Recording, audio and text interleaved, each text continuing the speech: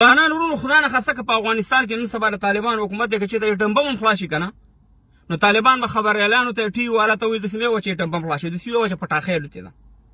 ځکه دومره سختي ده په خبرونو باندې دومره پابندي نه په نیوز باندې په ټي وي باندې په سوشل میډیا باندې په افغانستان کې داسې نه چې موږ نه خبرېږو تاسې به کتلي یو څو ورځې مخکې د حجاب مسله کې بعضې خزنده ټي وي والا خبرونو والا چې وي هغې سره سړو خبریالانو یو دغه وښوده چې یاره دې ته ولې تاسې ویل چې مسکونه واچوئ نو هغه سړو مسکونه واچول خبریالانو نو بعضې طالبان راله په هغې باندې نیوکې وکړې چې تاسې ماسک اچولي دي نو باید تاسې بنګړي مو اچوه سړو ته یې ویلې او باید تاسې څادرونه په سر کوئ اول چې ته چاته یو ګوته نیسي څلور ګوتې تا له ځان ته راځي ته چا چې 20 کاله څادر استعمال کړی چا چې بورکه استعمال کړی چا چې جامې استعمال کړی هغه ټولې په دې میډیا باندې دا ویډیوګانې موجود دي دا خبرونو والا حق لري چې یو دغه وکړي او دا هغه خبرونو والا دي چې دلته به ناست وو ستاسې سره په دې کابل کې به د طالبانو نمایندګان ناست وو د اشرف غني صاحب په حکومت کې د کرزي صاحب په حکومت کې او په همدغه د اشرف غني او د کرزي په حکومت باندې به د کفر فتواګانې ورکړې همدغه خبریالانو به ستاسې خبرونه نشرول همدغه خبریالانو چې په خارج کې به هم کوم ستاسې هغه د یوروپاین نیشت دي طالبانو هغې به هلته د کفر فتواګانې په کابل او په افغانستان په ملي اردو په افغانستان باندې ورکولې همدا ستاسې خبرونه به دې نشرول نن چې خالد یو ماسک واچو تاسې ته دومره تکلیف دی بل افغانانو ورونو د موږ پوهېږو نه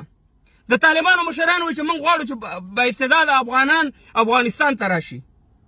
هغه دا کوي بل کم لاندې طبقه دغه چې دي طالبان چې دي هغه وروره د خارج کې چې خلک دي د ساکشیا وایي دې ته وروره ملحدین وایي دې ته وروره مغه پیږي د سپو په شان دغه لفظونه دا کمیټونه دا شي نه لیکي نو اول خو تاسې وایئ چې یاره وطن ته راشو نو اول د دغه 95% د طالبانو کورونه په قطر کې دي په پاکستان په کوټه کې دي په کراچۍ کې دي تاسې اول راشي نو بیا به دغه نور خلک درشي دا کوم چې اسلام پالي دغه په اروپا کې به ناست په جرمني کې په لندن کې په امریکا کې او دلته به لابي کوله چې یاره موږ په افغانستان کې اسلامي نظام غواړو او شرعي نظام غواړو نو اوس دا د اول درشي که نه چې دا ویله چې په اسلامي نظام هم الله تعالی دې موږ ونازوي هغه څه شو خلک دلته خالي فیسبوکونو ته ناست د خلکو په افغانستان باندې د کفر فتواګانې ورکولې موږ د دې نظام خلاف خلک نه یو موږ د نظام ملاتړ کوو خو موږ تاسو ته وایو چې ستاسې دا بارم کوږ روان دی دا تر خپل منزله نه رسېږي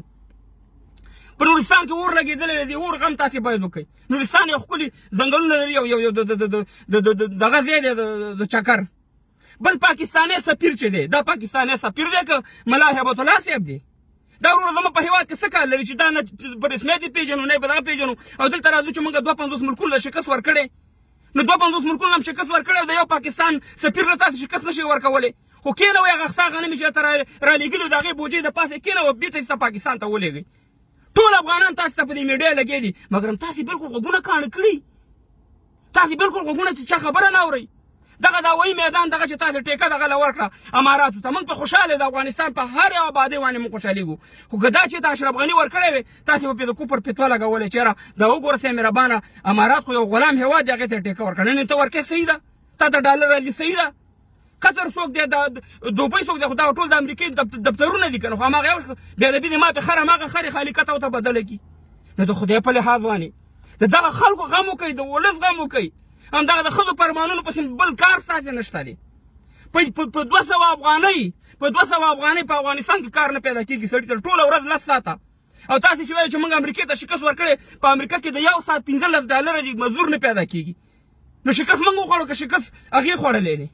د خدای په لحاظ باندې د کونډې یتیمانو غم وکړئ د دغه مظلومانو غم وکړئ نور تباه و بربادي مه په میډیا پابندي لګوئ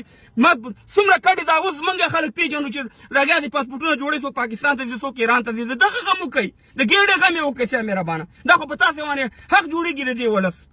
بس سیا مهربانه هماغه خپل دغه هم شروع کړي چې څوک در باندې میډیا کې لږ وکړي د واره تاسې ورور راتاویږي د کوپر ټاپې پې لګوئ او پرونه پورې تاسې ورور ټول همدغه میډیا ستاسې په خدمت کې حاضره وه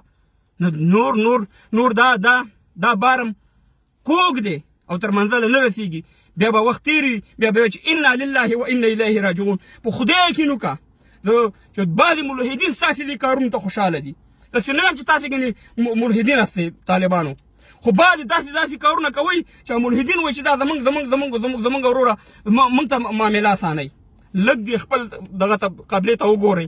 هغه اسلام چې قرآن او حدیث کې وي موږ بالکل زموږ منظور دی موږ اسلامي ټولنه ده خو بس یې نور د دې ملت غم وکوئ. دا څه لوبې شروع کړي دي؟ دا د پاکستان سفیر زموږ په زړه نه ځایږي. د خدای په خاطر باندې هېڅ یې رخصت کوي. دا ورور صاحب مهربانه ګیره زما واکې زما د ملا دا کم دلیل او منطق دی. په الله سپارم الله دې وکړي چې زما دا ویډیو په تا کې ښه ولګي. دا د اصلاح دپاره ده نه د تخریب دپاره. زه درته سیده خبرې کوم او چې تر څو پورې تاسې رښتیا ویلې نه وي دا دوه مخي سیاست به نه کوئ. اشرف غني ته که ډالر حرام و بیا تاسو ته هم حرام دي او که هغې ته حلال بیا تاسو ته هم حلال دي. بس یې نور دا لوبې ټوکې پرېږدئ او د یووالي د افغانستان د آینده لپاره